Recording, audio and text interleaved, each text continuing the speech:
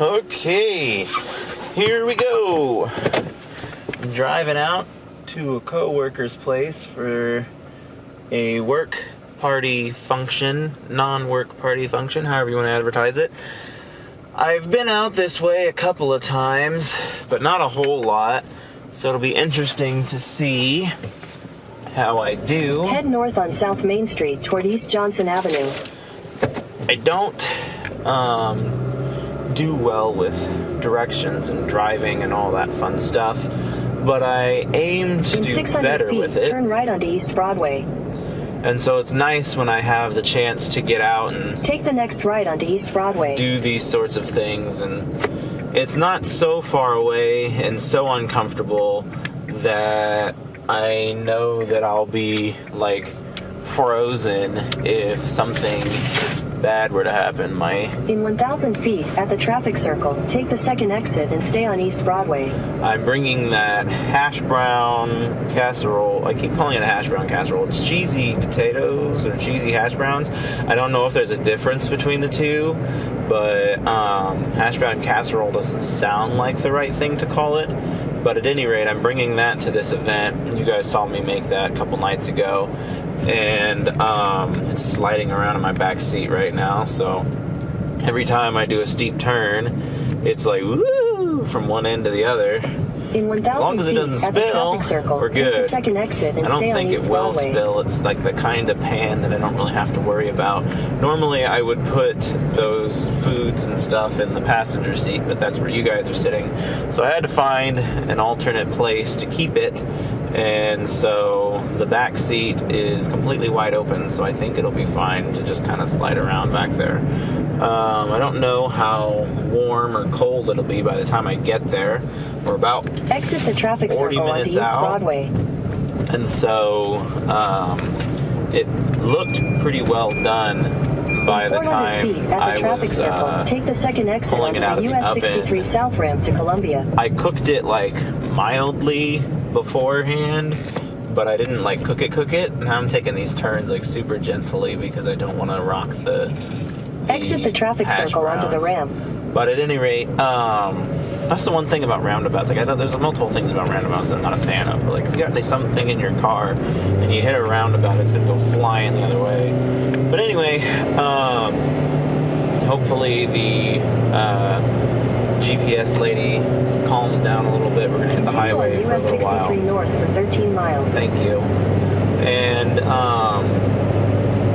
yeah, it's interesting. This weekend has totally filled up. Like, it was a full weekend already, but then it has become more full even since then. And it's also the weekend before I go on my vacation, and so I'm like really trying to knock out all this vacation prep and get as much stuff like taken care of and shored up as humanly possible. And like, it's going to be a long trip, so I'm trying to prepare as much as I possibly can, like things to do for the trip there and the trip back and all that. And like, I came to the realization that like modern gaming consoles are pretty well useless without an internet connection, which is like frustrating. I was gonna bring my old Xbox One on this road trip because my parents got a big old van that we can just like set it up in and play in. But like, so many of the games are inaccessible if you're not online, and it's bizarre too because like, in my opinion, if it's a game that does not have online functionality, I should be able to play it without being connected to online servers. Like, I get it if it has an online multiplayer, then okay, you probably can't play much of anything with this game if you're not connected to the internet. But there is like several single player games that there's like really no reason why I shouldn't be able to play it, and it just was not playing ball. And so that was kind of frustrating, and like, I had to make my old Xbox One my home console so that the licensing would switch over. And then I needed to I was just testing and launching a bunch of games to see if any of them would load up and work, and a couple of them did, and like a big few of them did, And I was like, okay, like I can reasonably see myself spending most of the trip time playing these games if I need to. But like the other wonderful thing is like as a writer, you're kind of never a dull moment. Like I can bring my phone and just write on like some piece of work while we're traveling, and that would be pretty effective as well. It'd be better if I had a laptop, because like the laptop I could put Microsoft Word on, but like the phone I'd have to type it up on the phone and then format it and everything on Word later. But it's interesting to me, the idea, and like I watch a lot of Brandon Sanderson's teachings, and he talks about this a lot. He's like, a writer is like never bored, because there's hardly any situations you can find yourself in where you can't do some sort of writing, whether it's even just like in-depth thinking about and planning out your story, or actual writing. Like there's no situation that you find yourself in where you can't do that. I don't like writing on my phone, only because of like A, I have to reformat everything to like actually make sense, and B, like it gives off the outside visual that I'm like addicted to my phone and just like constantly on my phone, which is totally not the case. I don't like being on my phone all that much. Most of the times I'm either texting friends or like trying to promote social media stuff. But like as far as like just getting on my phone for the sake of like getting on it, scrolling through, I don't like doing that. And so a lot of people, when they see me typing up a whole story on my phone, like obviously I'm spending hours at that point staring at my phone, typing on it, and it looks like I just playing with my phone all day. But that is absolutely not the case. And like I feel like writing a good chunk of a novel on your phone is like a worthwhile thing to do on your phone. So it's just which that won't be so upsetting, because it's like I'm just traveling down to Florida with my folks, so it's not like I have a bunch of people who are like, oh my gosh, he just spent his whole time on the phone. And like knowing my own abilities and all that, like I'm not going to be able to spend that much time on the phone. But still yet I will be well entertained between writing, between music, between the music that I'm bringing and the music that I'm making a bunch of mix CDs for us to listen to. And so I think it'll be a good time all in all. And like, I don't remember how long of a drive they said it was. I feel like it was 14, but it could be longer, it could be less long.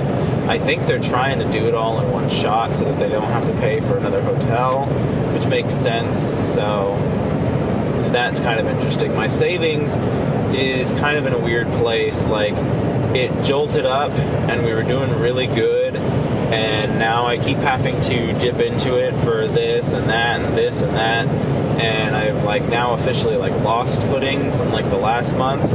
And so, and that's the constant challenge with being a just a person who lives in this world. And it's weird because I'm pretty good with finances, but like here lately, like very much there is a trap with like the more you make, the more you spend. And like that is the trap that society tries to like get you in.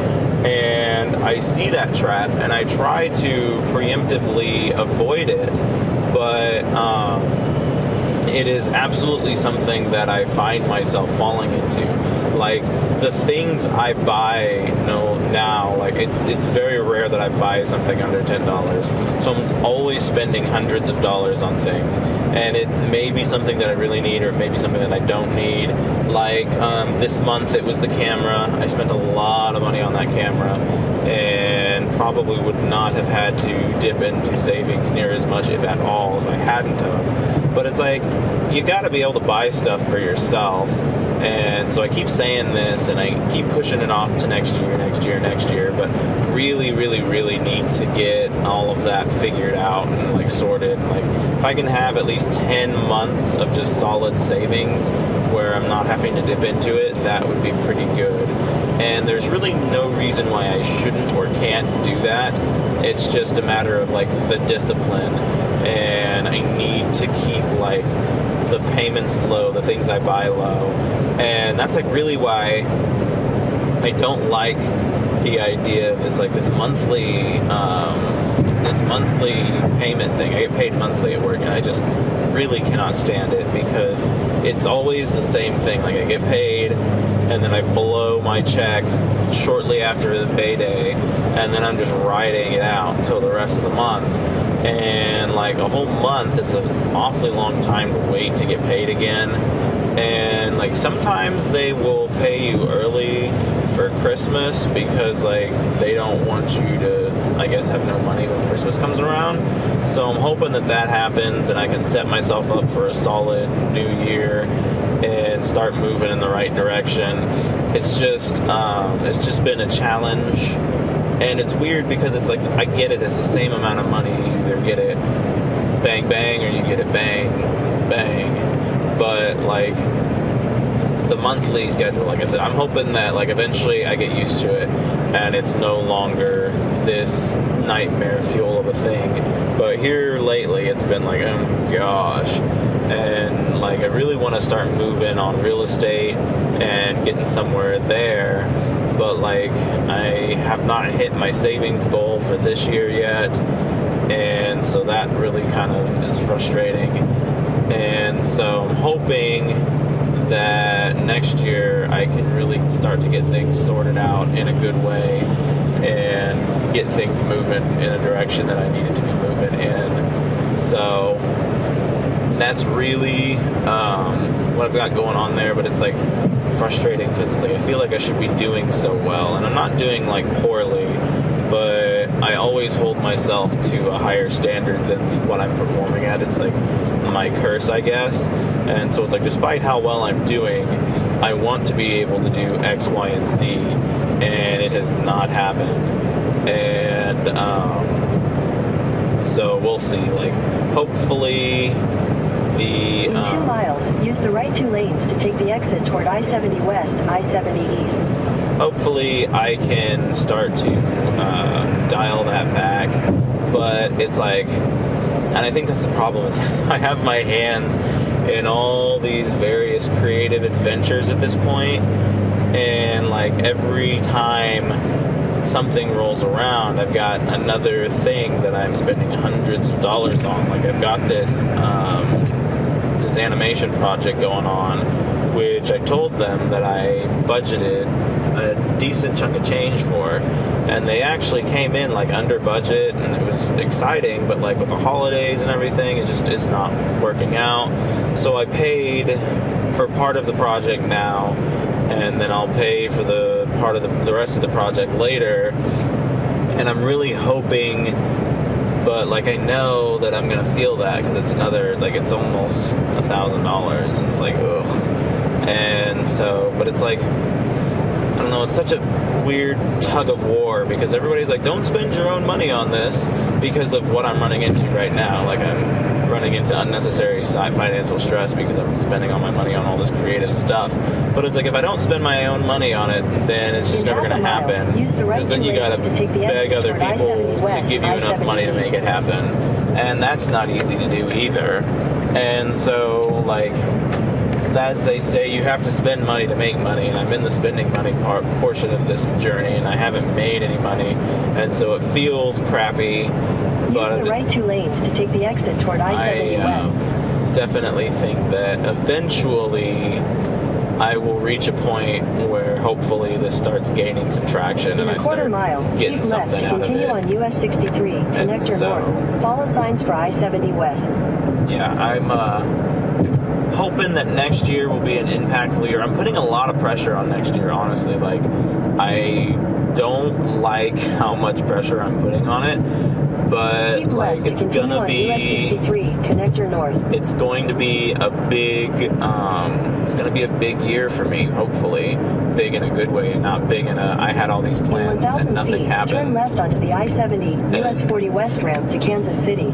This lady keeps interrupting me, which ruins my train of thought. I'm sorry, this video is disjointed. We're driving to unfamiliar territory, which I've done that with you guys a couple times now, and we haven't had a major malfunction or dysfunction, But it is interesting doing road trips and stuff now, just talking to a camera as opposed to listening to music. Like, music is a very big and impactful part of my life, and so to be just in the car and talking to a blank screen or a blank canvas, so to speak, is interesting. I feel like I'm getting better at it. I mean, there is always the certain level of discomfort when talking to a camera as opposed to a person, and I think the biggest issue that I had with like the more structured content was that I felt like I really needed to have something to say, and that's kind of gone away in regards that, like, now I can just kind of talk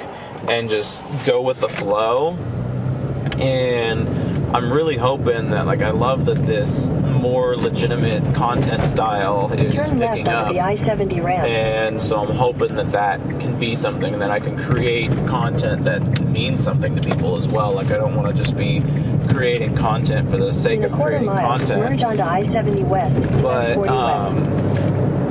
so, like, whenever I did the more structured videos, I would have, like, okay, this is what I have to talk about, and you write up the script, and you do your bullet points, and you do all this stuff, and I'm a pretty, like, direct and to-the-point person, and, like, a lot of these stories and things would only last for so long before I ran out of stuff to talk about, and so I would sit down with the intent of making, like, a 10-minute video, and instead I make, like, a 5-minute video. I'm just like, okay, well, I'm done with that, and I move on to the next thing. And it was not the best way to go about making videos, and so it was kind of mostly just unfortunate. This is like a format that better fits me because I just hold a conversation and it's like, oh, okay, this is what we're talking about now, and now this is what we're talking about, and like, what a better time to do it but like driving. Like, I have to, whenever I'm going somewhere, I have to drive there, and so I ought as well turn that idle time into some sort of time and try and get some good traction going in terms of like the YouTube stuff. And I'm almost done with pre-planning videos through January, and so that's a huge like relief. That feels really good. I don't know, this task that I have tasked myself with of posting video every day for 365 days seems very doable when I put into account that I'm doing basically 2 videos a day every day that I'm driving to and from work, which is a lot of days. And because realistically speaking, I only need to do that if I'm doing 2 videos a day. I only need to do it about half the year, and then I'd be done.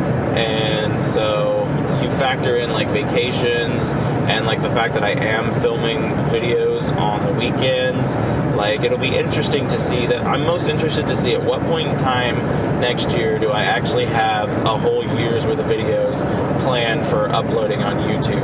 And then at that point, like, what do I do? Do I continue to post videos and just record stuff, or do I say to heck with it? I think, and we've talked about this before, but I think a lot of that will depend upon the level of success that I feel that I'm achieving while I do this. Like, I feel like if I am not feeling like I'm getting anywhere with it, then I will just give it up eventually, because it's like I hate to say that because this isn't like a terrible way to spend my time, just kind of talking about what's on my mind and everything, and it's time spent. Like, what else would I be doing in the car right now if I weren't talking to you guys? I would be listening to music, and so it's like maybe I wouldn't do a car ride both ways every day. Maybe I would dial it back to just one. But I don't know. It's interesting to figure out like the future, and like, or not figure out the future, obviously. You can never really fully know what's going to be happening in the future, but you can have at least a better idea of it, or a plan for it. I think that's probably the best way to do it, is just have a plan for the future. And so, yeah, what are your guys' predictions on when I will hit the halfway point, and like I'll be like, okay, well, as of this month, I will have had all of my videos that I need for the year. My official prediction, I'm putting it out there, guys, my official prediction is that I'll hit it sometime in May. May would be 1 month short of 6 months, which, like, definitely if I'm doing 2 videos a day for 6 months, I should hit it. But like with bonus content and like weekend recordings and the fact that I'm off a lot in May gives me a lot more freedom to make other kinds of videos, I'm willing to bet that sometime in May I will have recorded my way all the way through December, which is a pretty awesome feeling. At some point in time, I'll probably restructure the videos so that I'm like uploading stuff when it's timely appropriate to do so. Like one of the biggest issues that I'm running into now is that like it's the holidays and I'm planning on making all these videos, and most of them are neutral topics. Like most of them you're not going to know that it's the holidays when I'm filming these, but some of these are. Like I did a gift wrapping video and all these other videos, and I'm uploading them in January, and I feel like that's going to create like some level of disconnect. And I also feel like that I probably shouldn't just like talk about it, because people may not even notice if I don't slap it in their face like, hey, this is what I'm doing. But I mean, I've always been proud of transparency, and so I'm not going to like kid people and tell them that I'm doing something that I'm not doing. And so that's kind of what I'm working on there, trying to figure out, like I said, when I'm going to hit that. Oh my gosh, we're clear through the rest of the year. Now, do I keep doing this, or do I give up, or not give up, but like move on to the next thing, so to speak? And what would be the next thing? And that's like the biggest thing for me, is like always looking for that next thing. Like right now, this has like effectively captured my hunger, and I am very interested in what is going on, and I'm interested in pursuing it more so. But what does the next thing look like for me? And like, you never know. I was talking with a friend last night, and they were talking about how like we live in a world where it is darn near impossible to just live off of the income that your job provides you. And that is in some ways true and in some ways false. Like if you live your life just like coasting along and doing things the way in which the world kind of makes it easy for you to do things, then yes, you will be living paycheck to paycheck and barely scraping by your entire existence. If you take the time to do things to put yourself ahead of that curve, then it won't be that bad. And like I've done a lot of things, an extreme amount of things, honestly, to try and stay ahead of that curve and make it to where like no matter what I do, I will always be ahead of that curve. But like to the same end, that's an unfair assessment, because I'm just the way that I am. It's like you can't say that everybody can do the same things that I have done in order to beat the game in life. And there's other people out there who have done things that I haven't done or can't do, and they're beating the game in life in their own way. And so you absolutely just need to get to the point where you are doing for you what you can in order to stay ahead of that game. But going back to what he was talking about, like passive income, having some level of passive income, in his opinion, was a must for today's society. And like I don't know that a must is how I would describe it. Like it's definitely very helpful to have income that is not directly tied to your time, because we as people only have so much time, and time truly is the most valuable thing that we can offer anyone. And so if you have some sort of income that is generating while you're not directly spending time doing it, then yeah, that's a huge thing. Like books, novels. If my novels were generating decent income after they've been published, that would be amazing. Or these videos, even if they get enough video, or if they get enough views to where YouTube wants to pay me to run ads on my channel, or however that works, I'm making passive income. Like, I've already done the work. I filmed a 30-minute video while on a road trip, and that 30-minute video could potentially give me profits for several years. And so it's interesting, the idea of passive income and trying to find a way to get a significant amount of it, like to get enough of it that you actually are profiting from your income, from your passive income. And my goal is not necessarily to subsidize my current paycheck. It is more to replace it. And that's an interesting concept, because it's like, to be able to have my time back is one of the most valuable things for me. And it's not that I hate my job and I just absolutely dislike what I'm doing and I can't stand it. It's not that at all, honestly. I don't mind it.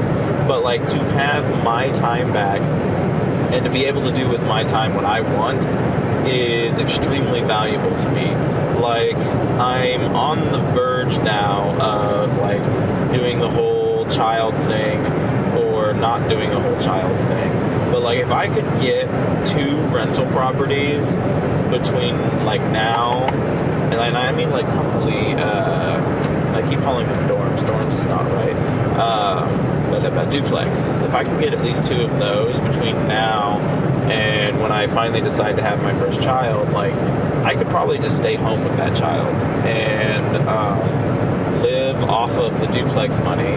Now, the duplex money won't be quite as nice and lucrative as what I'm making now, and that's the problem.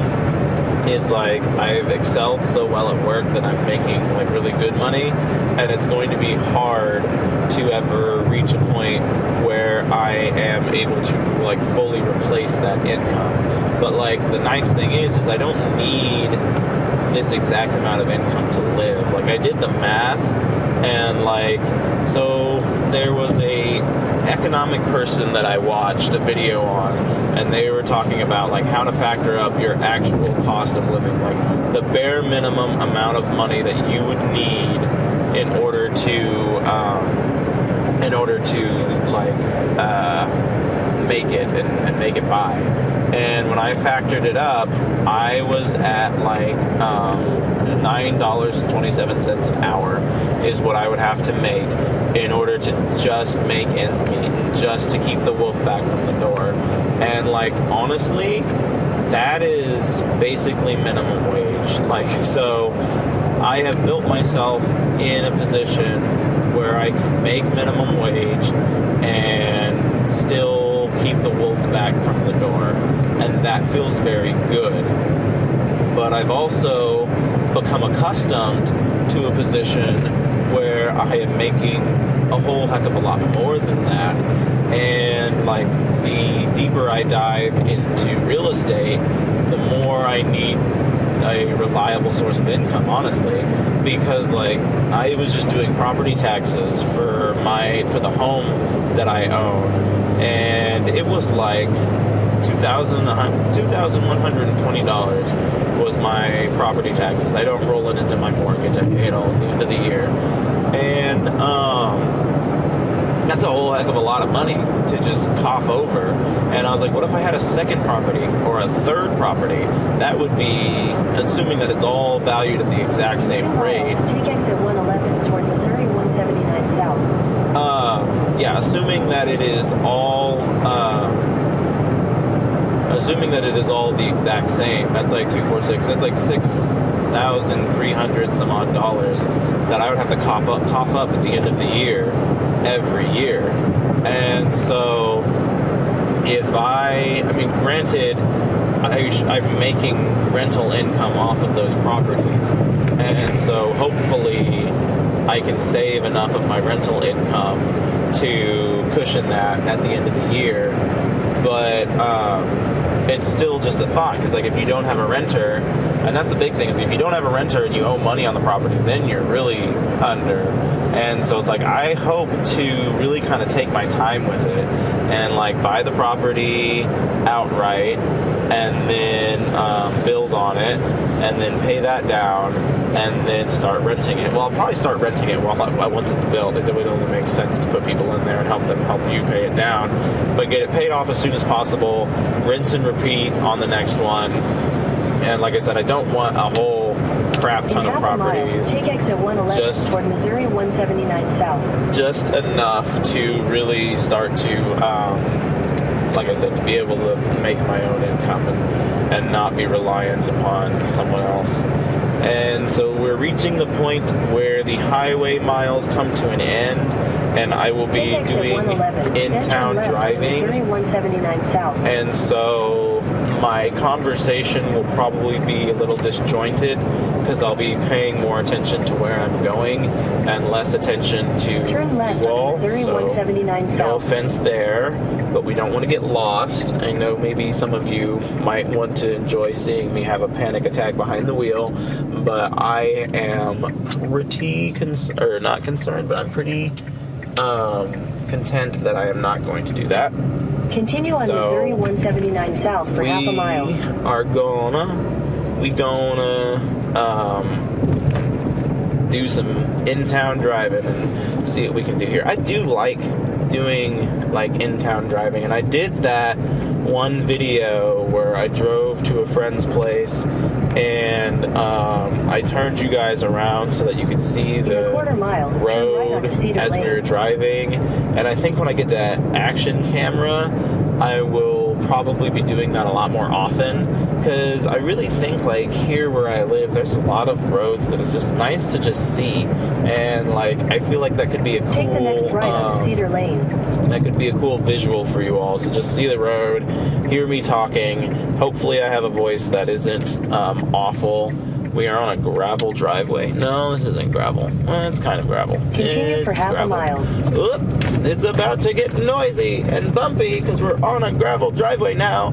But yeah, I think that'd be cool. Like, hopefully I have a voice that's nice enough to hear to where you guys can be like, hey, let's turn this on and chill out, or watch his driving video and chill out. And yeah, I've been trying to think of like something to call these videos, because like if I were to create a podcast out of this, someone suggested I turned it into a podcast, which I might or probably will do, especially when I get better mics, so that like it sounds better as a podcast.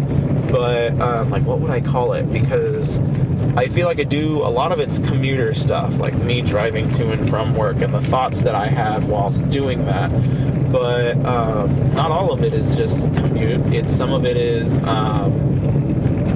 weird stuff that I do at my house. I made that mold video, and I am super proud of that mold video. And like, I just left a bunch of crap in my fridge, and I was like, I need to clean out my fridge. And I was like, why don't I film myself cleaning out my fridge? And I thought that was a really cool video. So hopefully you guys enjoy it too. And take the next left onto Kimber Ridge.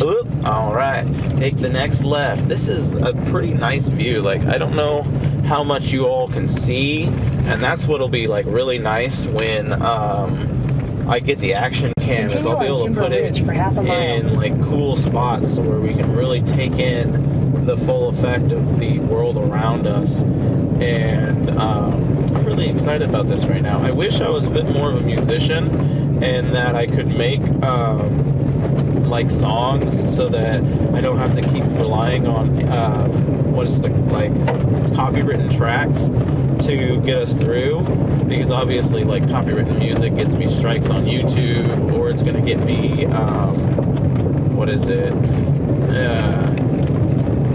anyway,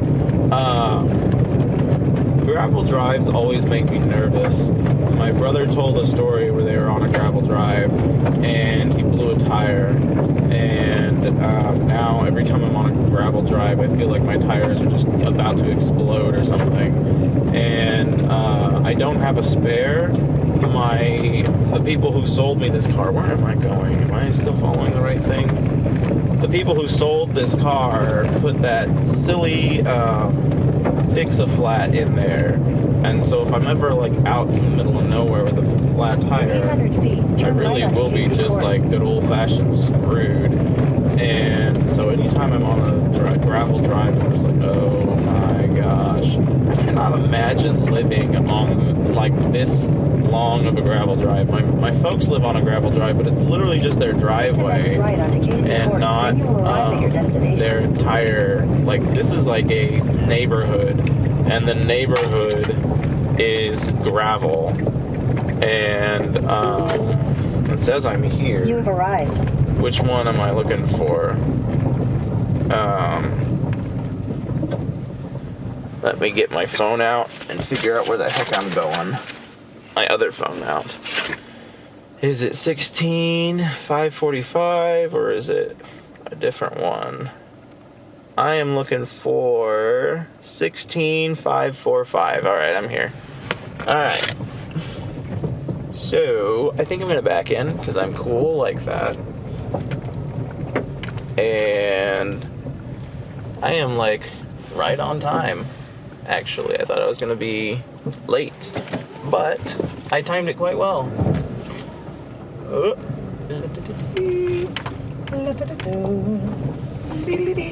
Problem with being the first one in is that means that people are probably gonna block you out before you can go. And I don't know that I plan to leave early, but if I do end up leaving early, then that may be an issue. It's also a good thing that I brought my other phone because I don't have everyone's phone numbers on that phone. So we have arrived. It's been quite the drive. You all have a wonderful day. Bye-bye.